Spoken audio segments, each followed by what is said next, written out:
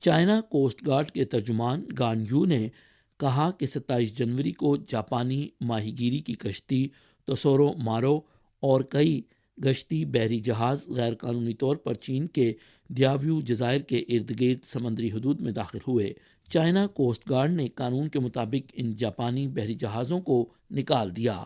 دیاویو جزائر اور ان سے منسلک جزائر چین کا موروثی علاقہ ہیں اور چینی کوسٹ گارڈ کے جہاز یہاں قانون کے مطابق ملک کے دائرہ اختیار میں سمندری حقوق کے تحفظ اور قانون نافذ کرنے والی سرگرمیاں انجام دیتے ہیں۔ ہم جاپان پر زور دیتے ہیں کہ وہ چینی سمندری حدود میں تمام غیر قانونی سرگرمیوں کو فوری طور پر روکے اور اس بات کو یقینی بنائے کہ ایسے واقعات دوبارہ نہ ہوں۔ چائنا کوسٹ گارڈ کے ترجمان نے کہا کہ 21 جنوری کو فلپائن کے ایک چھوٹے طیارے نے غیر قانونی گراؤنڈڈ جنگی جہاز کے لیے رسد گرائی۔